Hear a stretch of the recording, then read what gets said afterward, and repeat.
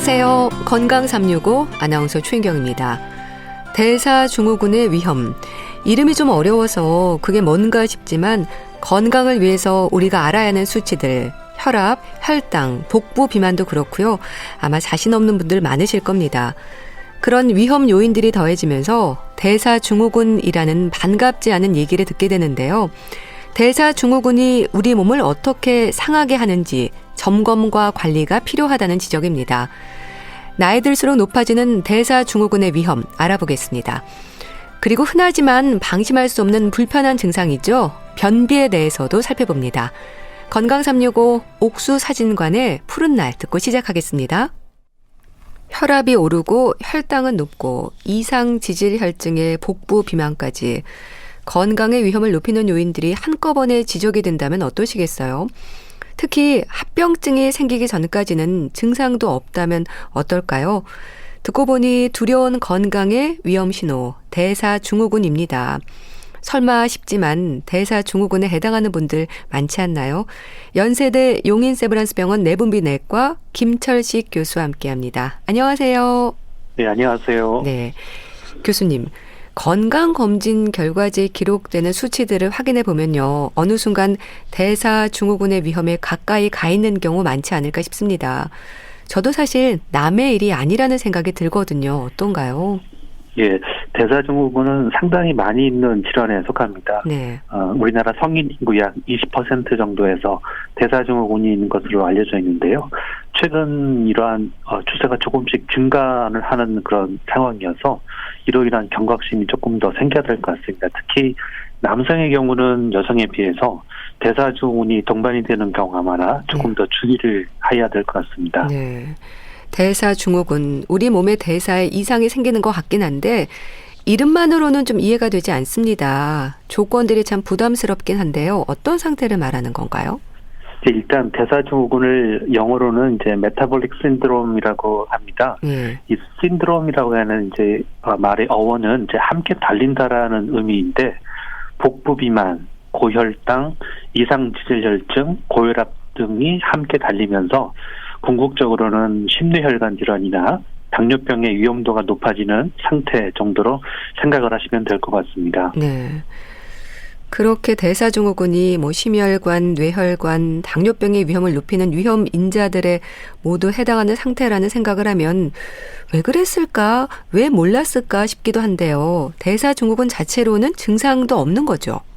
예, 아무래도 일단 이 대사증후군이라고 하는 이제 그 질병 자체가 어떤 질병의 열매 같아 무르익기 전 상태를 얘기를 하기 때문에 특별한 증상은 없습니다. 그래도 이 대사증후군에서는 복부 비만이라고 하는 현상이 동반이 되는 경우가 많기 때문에 특히 이제 배가 많이 나온 사람들은 대사증후군의 위험이 높다고 보시면 될 것 같은데 참고로 남자 기준은 90cm 또 여자 기준으로는 85cm가 넘어가는 경우에는 복부 비만에 해당이 됩니다. 네.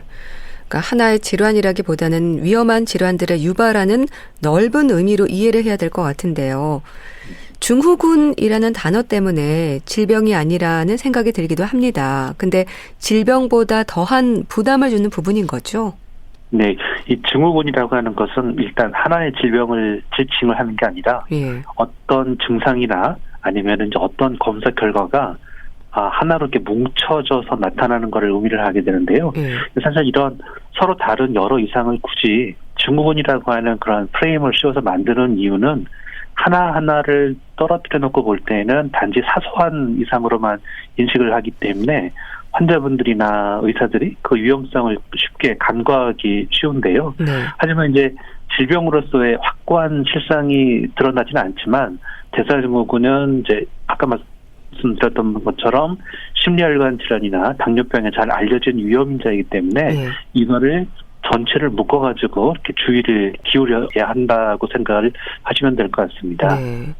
그런 심혈관, 뇌혈관 질환과 당뇨병뿐만이 아니라요.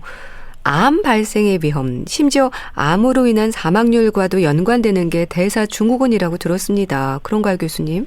예, 맞습니다. 이 대사증후군은 이제 계속 말씀드리지만 심혈관 질환이나 당뇨병이 잘 생길 수 있는 위험 요인으로 작용할 수 있는데 최근에는 대사증후군과 몇몇 암과의 연관성이 제시가 되기도 하는데 인슐린 저항성이라고 하는 현상을 통해서 대사증후군과 암의 위험성 그리고 암으로 인한 사망률과 연관성이 이제 높아지는 것으로 알려져 있습니다. 예.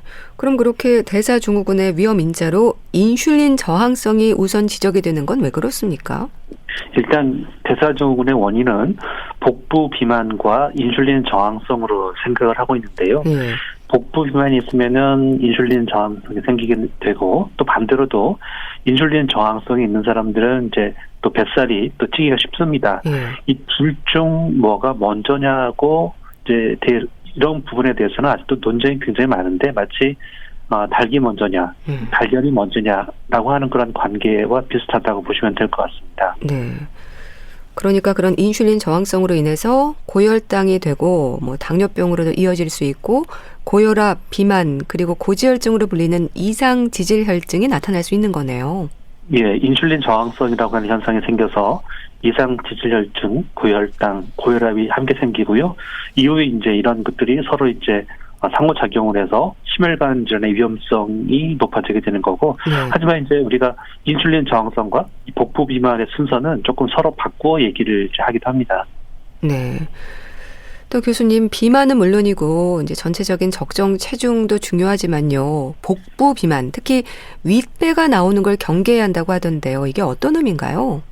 예, 특히 이제 배꼽 윗부분에 있는 지방이 우리 몸에 있는 내장 지방량을 잘 반영하기 때문에 이제 그런 것으로 알려져 있는데요. 이 뱃속 내장 근처에 있는 내장 지방은 우리가 이제 보통 피부 아래 지방인 피하 지방에 비해서 훨씬 더 대사증후군이나 이로 인한 여러 가지 당뇨나 심혈관 질환의 위험이 높기 때문에 보통 이제 그 우리가 외형만 가지고 판단할 때에는 배꼽 윗배 요 부분이 많이 나온 사람들이 내장 지방이 좀 많은 것으로 이렇게 간주를 하게 됩니다. 그래서 그러한 것들을 좀 경계를 해야 된다고 얘기를 하죠. 네. 그리고 또 물론 정상 체중인 사람도 대사증후군의 위험은 있을 수 있는 거죠? 예, 정말 중요한 지적사항입니다. 체중은 정상이다 하더라도 뱃살이 많이 나온 사람들의 대사증후군의 위험도가 많이 큽니다. 특히 서양 사람들에 비해서 우리나라 사람들은 이러한 경우들이 점점 많은데요. 체중은 정상이다 하더라도 이 허리둘레가 많이 두꺼워서 대사증후군이 많이 생기기 때문에 또 그렇기 때문에 대사증후군의 진단 기준에 체중 대신에 허리둘레가 이제 들어가게 되는 겁니다. 네. 그러니까 체중보다는 내장 지방, 뱃살이 중요하다는 얘기인데요. 그러니까 내장 지방이 많을수록 인슐린 저항성이 생길 가능성도 높아지기 때문에 위험하다는 건가요? 예, 맞습니다. 배 안에 지방이 많으면은 인슐린 저항성이 쉽게 생기고 또 이로 인해서 간에서 중성 지방이 많이 만들어지고요. 더불어서 좋은 콜레스테롤은 떨어지게 됩니다. 그리고 지방간이 나타나면은 혈당이 높아지기 쉽고 또한 인슐린 저항성으로 인해서 혈압이 높아지게 되죠. 네. 그래서 인슐린 저항성의 비만까지 상호작용을 하는 건데요. 근데 또 교수님, 비만하지 않아도 가족력이 있으면 위험이 높아진다고 들었습니다. 예, 아무래도 여러 질환들에서 가족력은 그 해당 질환의 위험 요인으로 여겨지긴 하는데요.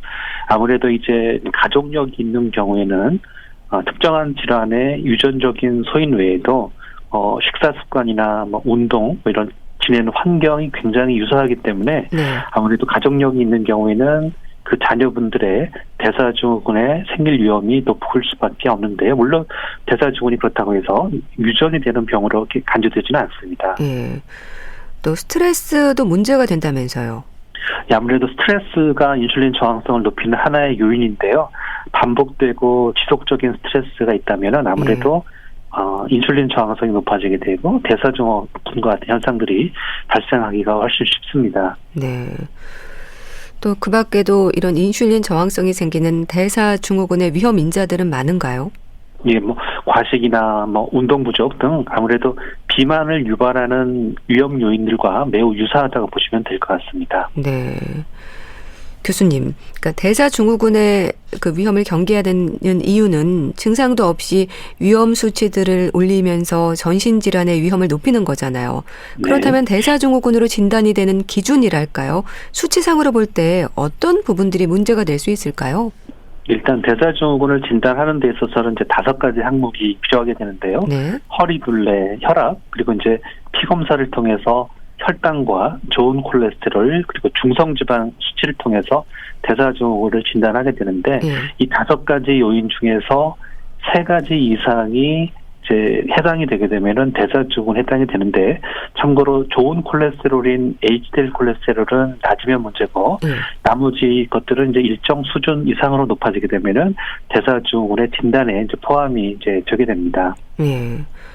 근데 참 대사증후군의 위험이 높다 이런 결과가 나오면 그때부터는 어떻게 해야 되나요? 생활습관병이라는 게 참 애매한데, 그러니까 적게 먹고 운동하고 싱겁게 먹고 일찍 자고 이런 부분들인 건가요?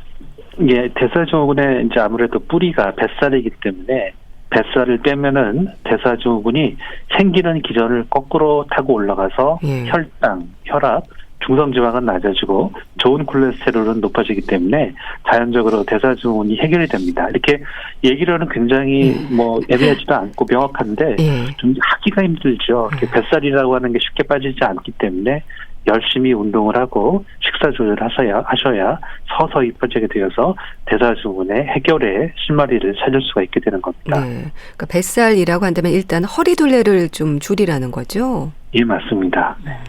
그럼 대사증후군의 위험을 예방하려면 어떻게 먹어야 할까요? 식습관이 가장 중요하지 않을까 싶은데요.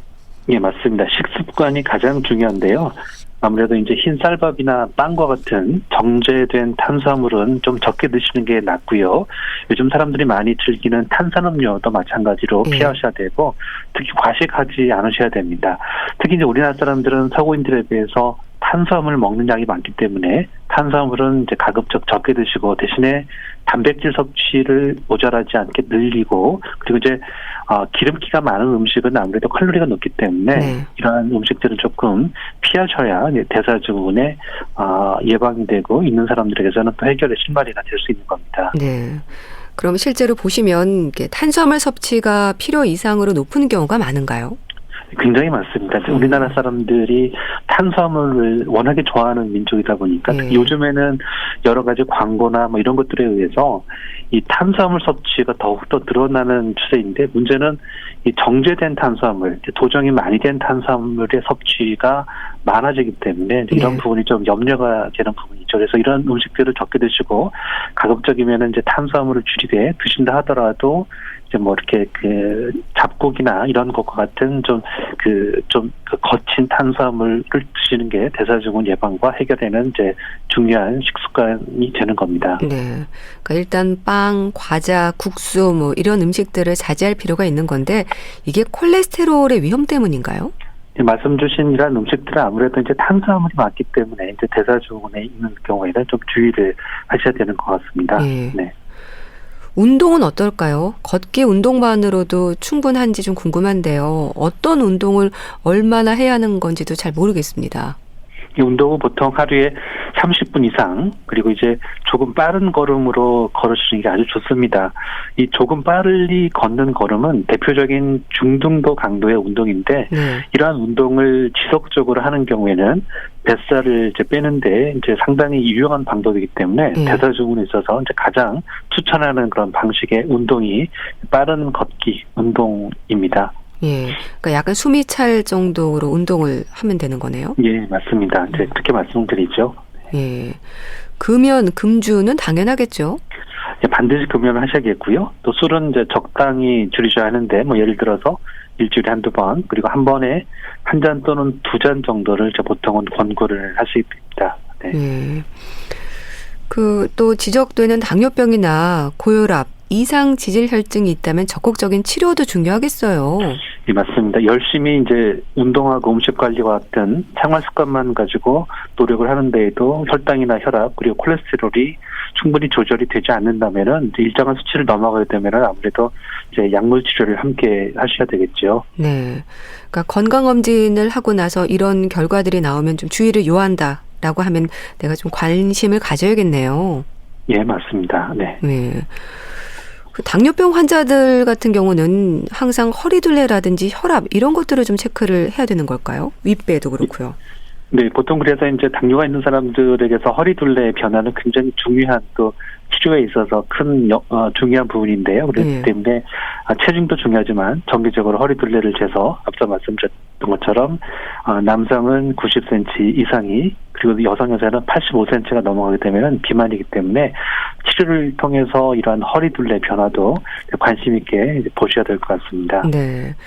그럼 허리둘레가 중요하다고 하셨는데 윗배가 나오는 거 이런 것들이 그렇게 좀 관리가 필요하고 우리가 관심을 가져야 되는 이유가 뭘까요? 아무래도 이제 윗배에 있는 부분에 있는 지방들이 이제 내장 지방을 많이 반영을 하기 때문에 그쪽에 있는 지방들이 훨씬 더 생물학적으로 활성도가 높은 나쁜 물질들이 많이 분비가 되고요.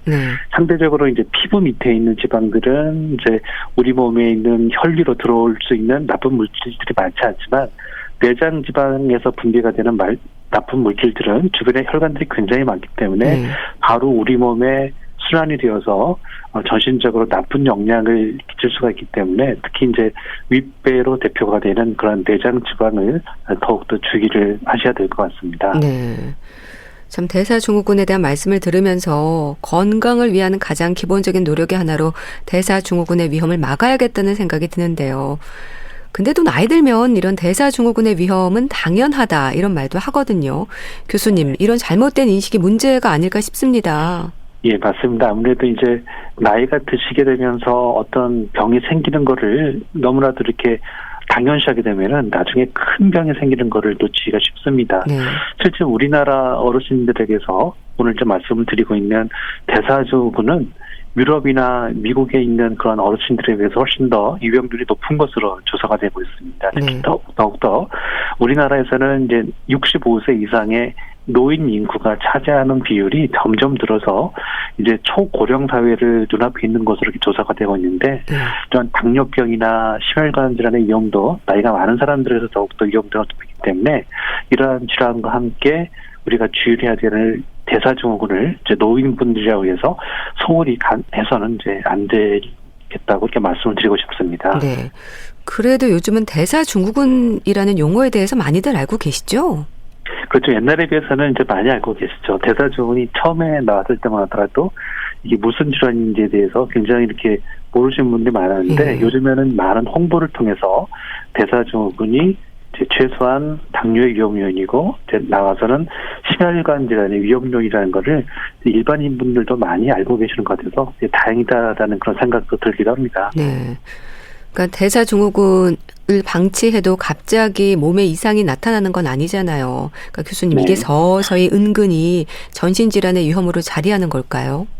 네, 맞습니다. 이러한 것들이 갑자기 어떤 병을 유발하기보다는 만성적으로 인슐린 저항이 증가함으로 인해서 당뇨병과 심혈관 질환이 생기게 되는데 실제로 이 대사증후군에 있는 사람들은 10년 이내에 심혈관 질환이 생길 위험이 약 15%가 되는 것으로 이렇게 예측을 하고 있고 당뇨병이 생기는 원인의 약 50% 정도는 대사증후군으로 설명이 되기 때문에 길게 봐서 문제가 되는 거기 때문에 그러니까 대사증후군이 있다는 얘기를 들으시면은 긴 호흡으로 이 병의 어떤 예방과 관리를 위해서 꾸준한 운동과 음식 관리 그리고 이제 이로 인한 허리둘레를 중심으로 한 체중 관리는 매우 중요하다라고 말씀을 드리고 싶습니다. 네, 그러니까 대사증후군의 위험이 있다라고 하면 일단 경계를 해야 될 것 같은데 위기 의식을 높이기 위해서 꼭 점검해야 하는 수치들을 좀 짚어주세요.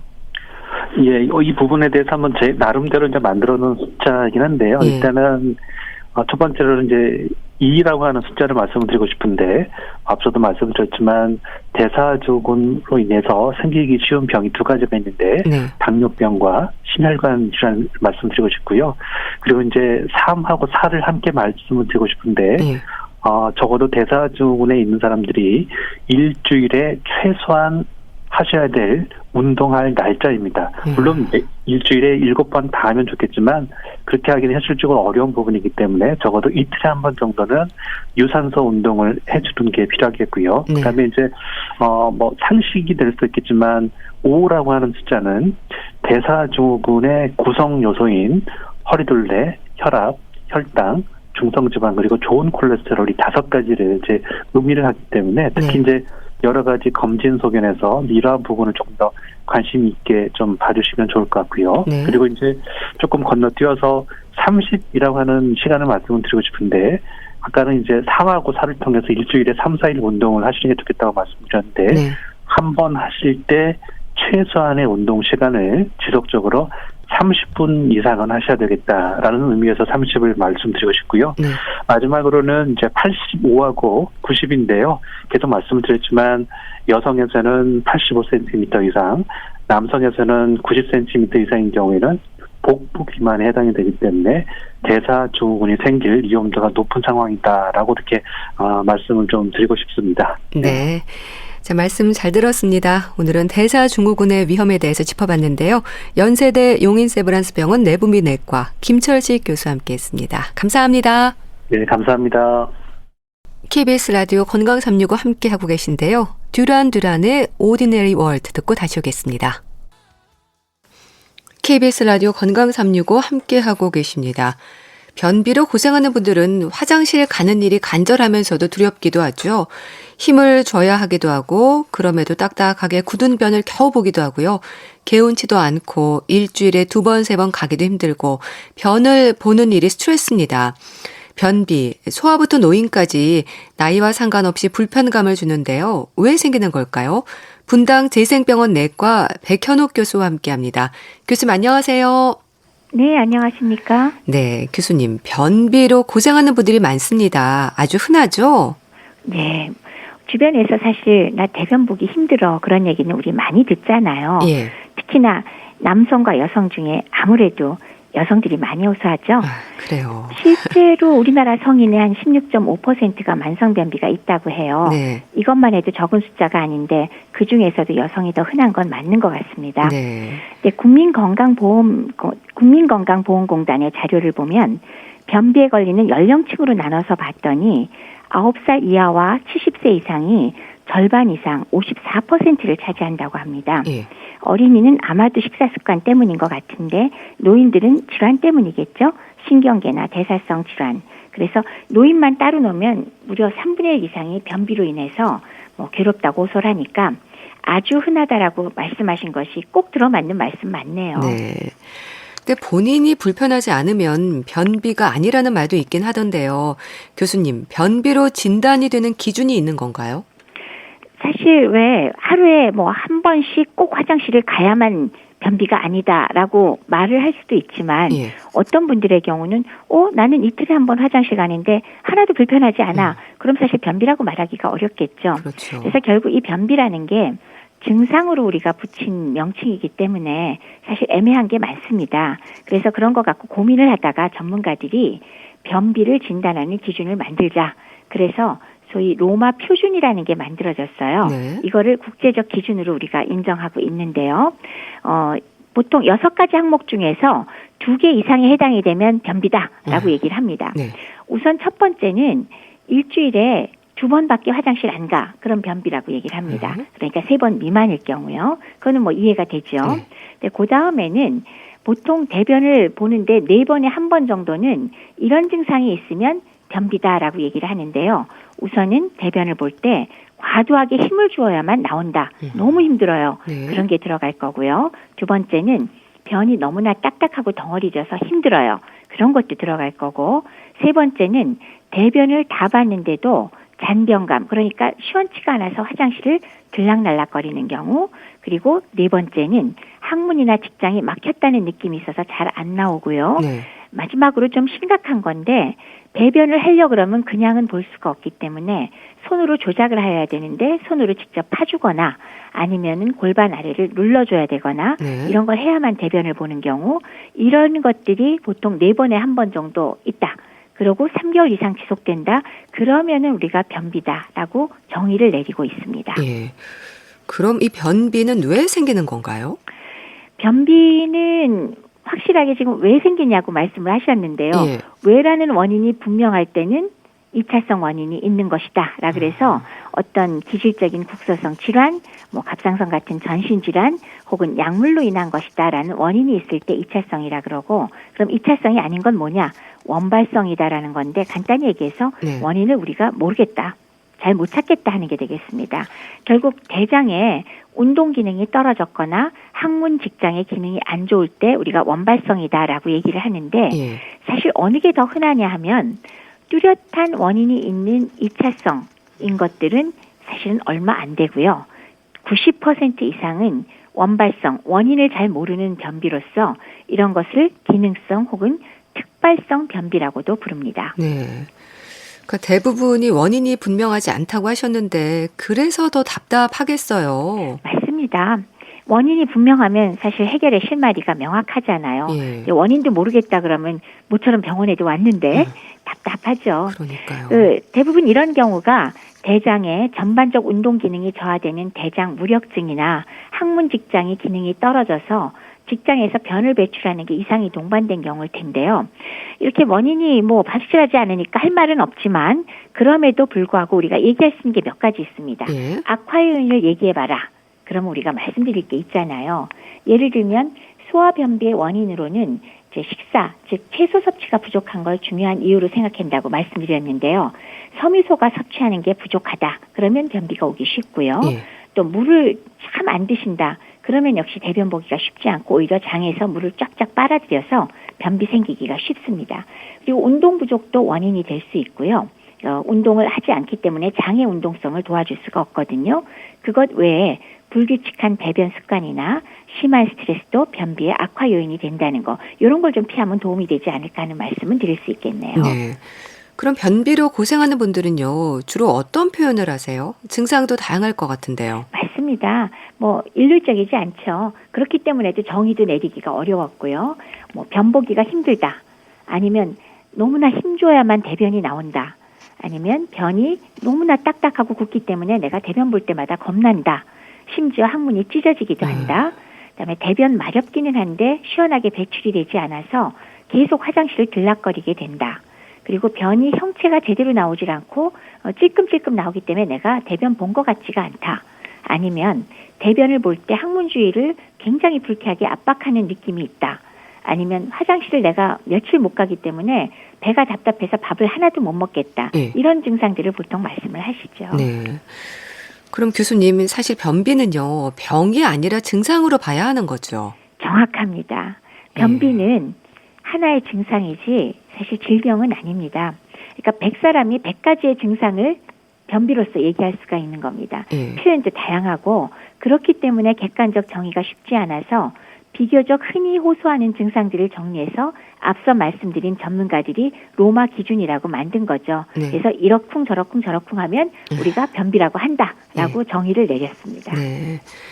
그래서 화장실에 오래 앉아있지 말아라. 물을 많이 마셔야 한다. 특히 아침 공복에 찬물을 한 잔 마셔야 한다. 채소를 많이 섭취해야 한다.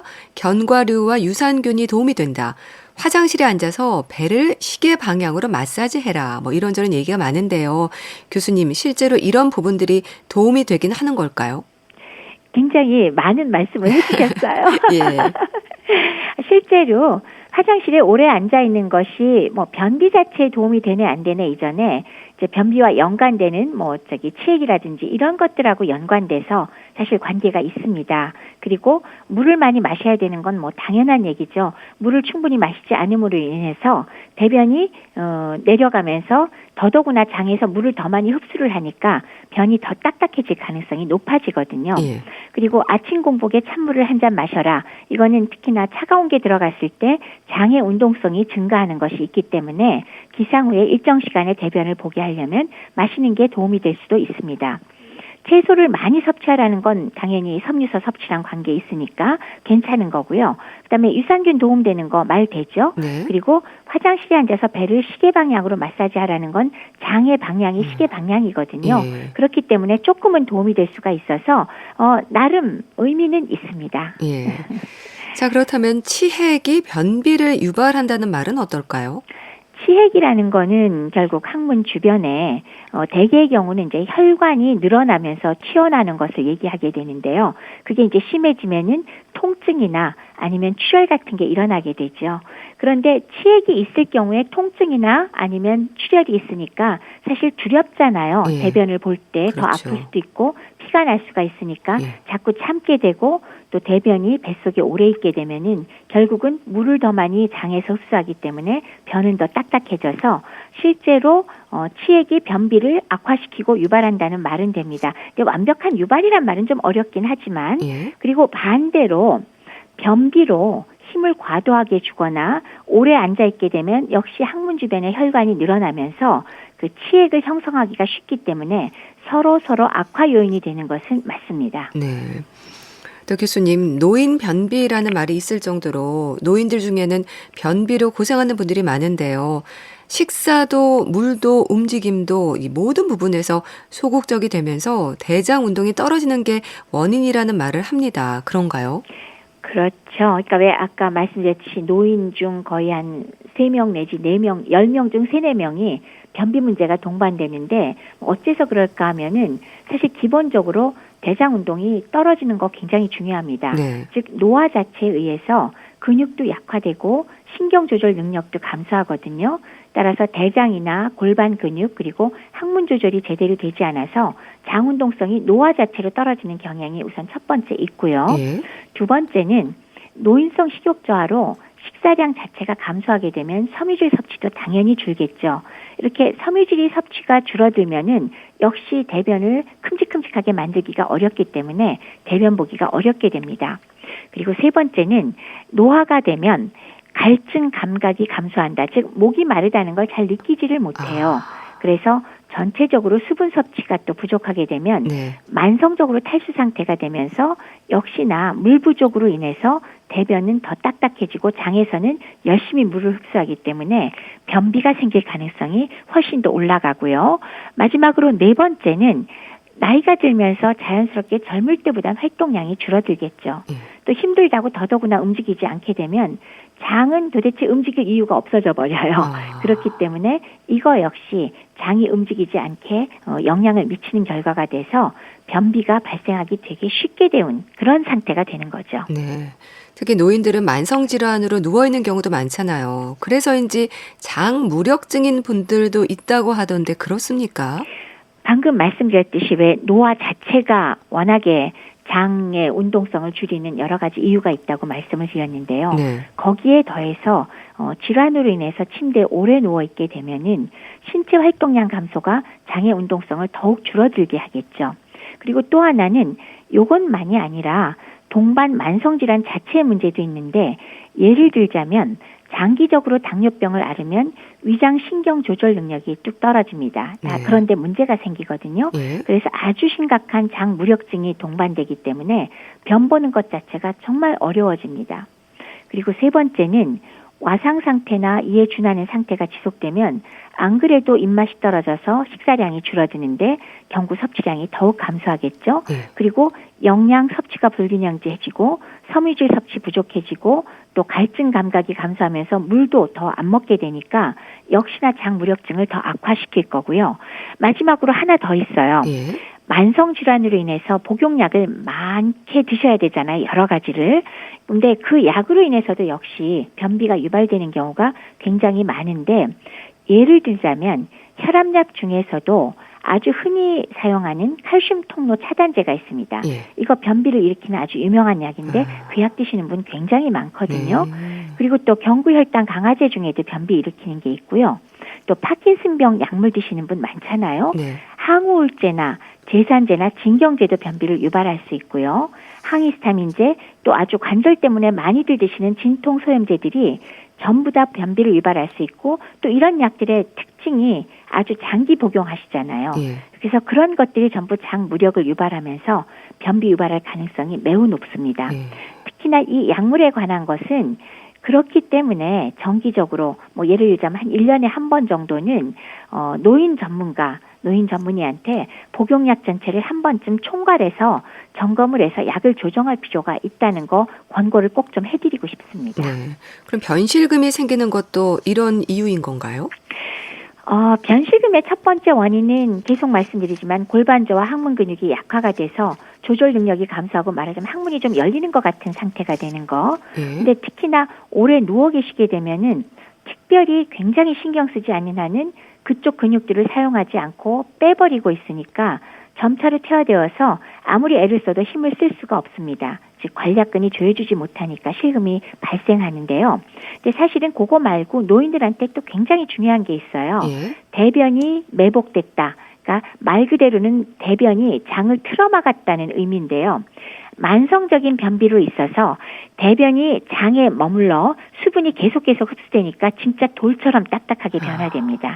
그래서 장을 아예 막아버리는 경우가 있어서 상부에 생기면 장에 완전히 폐색이 되기도 하고요. 심하면 수술 필요한 경우도 있는데 또 하나는 딱딱하게 변한 게 직장 부분으로 자꾸 내려와서 쌓여요.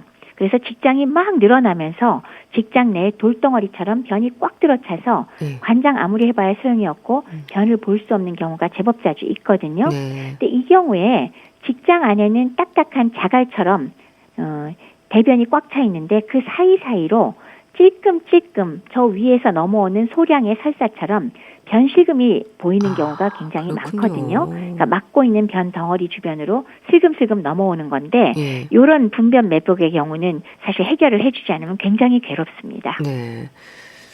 그럼 교수님, 노인 변비에서 걱정이 되는 부분이랄까요? 다른 건강상의 위험으로도 이어질 수 있지 않을까 싶은데 어떨까요? 물과 아무래도 음식 섭취가 줄어서 변비가 발생하기도 하지만 또 변이 안 나오니까 음식 섭취를 거꾸로 자제하기도 하잖아요. 그래서 원래 노인성 식욕부진과 전신 소모가 심해질 가능성이 높은 데다가 또 변비 때문에도 식사를 안 하니까 체중 감소와 전신 쇠약이 굉장히 심해질 수가 있겠죠. 그리고 앞서 말씀드린 그 장폐색이나 분변 매복까지도 동반이 되면은 사실 심각한 경우는 수술도 고려해야 될 정도로 심하게 장폐색 되는 경우도 있고요. 또 이렇게 직장 내에 돌덩어리처럼 변이 들어차서 계속 식사 못하고 들어 눕는 분들이 계신데 사실 그런 경우에 관장 같은 건 아무 소용도 없고요. 손으로 다 파서 꺼내줘야 되는데요. 꺼내드리기만 하면 사실 상당히 좋아지기 때문에 좀 보람 있는 일이긴 한데 다만 이런 경우가 있을 수 있다는 거를 꼭 염두에 두고 다른 문제가 생기지 않도록 그때그때 파악을 해서 해결을 해드려야 되는 것. 이것이 중요하겠습니다. 참 악순환일 것 같네요. 그러니까 그렇죠. 소화가 안 되니까 적게 드시고 많이 안 움직이면서 변비가 되는데 변비로 인해서 식욕도 없고 소화도 안 되고 이 반복이 되는 거네요. 그렇습니다. 그러니까 상호 점점 악화시키는 그런 결과가 되고요. 그래서 사실은 이런 문제가 생길 수 있다는 거를 되게 이제 나이 드신 분들이 변비가 있어도 뚜렷하게 표현을 안 하실 때도 많아요. 그 뭐 당연하잖아요. 그럴 때 이런 문제가 있을 수 있다는 걸 염두에 두고 해결하는 해결책을 찾아보는 것. 그래서 뭐 단순히 안 먹고 못 먹는 게 식욕부진만이다라고 생각하지 마시고 변비를 해결해 주는 것만으로도 훨씬 상태가 좋아지는 경우가 생기거든요. 그래서 그걸 염두에 두고 확인을 해본다는 것도 굉장히 중요한 요소가 됩니다. 그럼 노인 변비로 고생하는 분들에게는 어떤 처방이 내려지나요? 물론 이제 변을 묽게 하는 약이나 장운동 촉진제 그리고 경우에 따라서는 유산균제 등을 처방을 하게 되죠. 그리고 이제 뭐 상황마다 다르긴 하지만은 정도에 따라서 이제 관장을 할 수도 있고 그렇습니다. 근데 이제 이런 약제 같은 경우에 이제 일반적으로 병원까지 안 가고 변비에 좋다 그래서 왜 한 번만 먹으면 바로 이제 대변을 시원하게 보게 해준다는 약품이나 뭐 건강보조식품 차 이런 거 선전도 굉장히 많이 하더라고요. 그렇죠. 근데 거기에는 센나 열매나 비사코딜 성분 같은 게 굉장히 많이 들어있는데 이런 경우에 왜 장기적으로 사용했을 때 장이 약에만 의존해서 자극을 받아서 움직이게 되기 때문에요. 그 약을 계속적으로 먹던 분이 안 먹게 되면 아예 장이 움직이질 않습니다.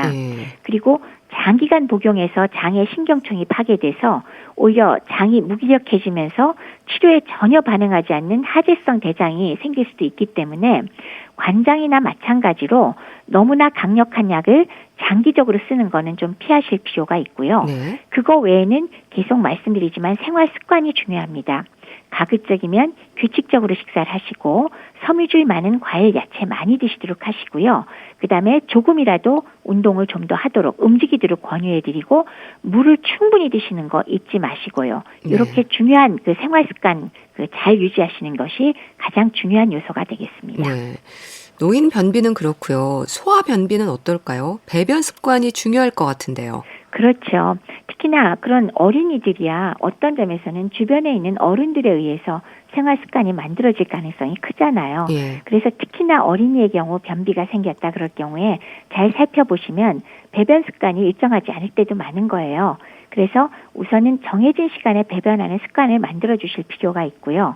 실제로 장 운동이 가장 활발할 때가 아침 시간이라고 합니다. 네. 그래서 수분 섭취 겸 기상 후에 배변 전에 물 한 컵을 마시게 해서 배변 활동도 좀 증가시키고 그래서 일정 시간에 배변하는 습관을 갖도록 하는 거 굉장히 중요할 거고요. 물론 규칙적인 식사와 그리고 규칙적인 간식 시간을 정해주는 것도 소화 변비에는 상당히 도움이 되겠습니다. 네. 아이들 같은 경우는 배가 아프다는 말로 변비를 표현하지 않을까요? 그렇죠. 어른들은 정확히 이게 변비라는 걸 알지만 어린이는 그런 게 없으니까 아프다고 표현할 때가 굉장히 많다고 합니다. 그리고 특히나 어린이의 변비는 이렇게 복통이 있으면서 이유 없이 식욕이 떨어진 원인이 되기도 해요. 그래서 어린 나이에 식욕 저하가 동반이 돼버리면 한참 성장해야 될 시기에 성장 부진이 이어질 수 있으니까 이거는 문제가 크지요. 자라날 시기에 키가 안 크면은 그 다음엔 잘 안 크니까. 그래서 규칙적인 배변 훈련 필요하고요. 특히나 먹는 양상을 잘 살펴보아서 문제가 되는 식생활을 개선해 주어야 변비가 악화되거나 혹은 만성으로 진행되는 것을 예방할 수가 있겠습니다. 네. 그러면 소아 변비로 고생할 때 생우유라든지 서양 자두를 먹여도 되는지 아이를 키우는 부모들은 고민하는 분들도 많던데 어떨까요? 우유만 너무 치우쳐서 먹게 되면 우유 자체의 문제보다도 우유로 인해서 다른 거를 별로 안 먹게 됩니다. 그래서 어린이들 변비에 사실 굉장히 중요한 게 식사 습관이라 그랬는데 섬유소 섭취가 적어지는 거거든요. 그래서 우유만 과도 섭취했을 때 문제는 다른 식품을 별로 먹지 못하게 되는 어떤 불균형의 문제. 그것 때문에 오히려 변이 단단해지는 경우가 생기니까 문제가 될 수 있고요. 또 모유와는 달리 우유만 많이 먹었을 때는 철분이나 구리가 부족할 수 있기 때문에 일단은 성장기 소아에서는 과도하게 먹지 않도록 그저 하루에 한 200cc 한 컵 혹은 많아야 2컵 이상은 먹지 않도록 하는 게 오히려 도움이 되고 변비를 막을 수가 있겠습니다. 그리고 서양 자두인 푸른은 사실 서양 여성들 중에는 푸른을 매일마다 이제 일정하게 1개나 2개 먹거나 아니면 푸른 주스를 한 컵을 먹어야만 대변을 볼 수 있다라고 하는 분들 굉장히 많이 만났습니다. 섬유소 함량도 높고요. 천연화제인 라스티니 성분이 함유되어 있기 때문에 변비에 상당히 도움이 되지만 어린이의 경우는 과도하게 섭취함으로 인해서 복통이나 영양소를 흡수 저해시킬 수 있기 때문에 만약에 서양자두 푸른을 먹이게 되면 소량씩 먹도록 하는 게 필요하겠습니다. 네, 알겠습니다. 자, 오늘은 변비에 대해서 말씀드렸는데요. 분당 재생병원 내과 백현욱 교수와 함께했습니다. 말씀 잘 들었습니다. 감사합니다. 네, 감사합니다. 요조 김진표의 좋아해 보내드리면서 인사드릴게요. 건강365 아나운서 최인경이었습니다. 고맙습니다.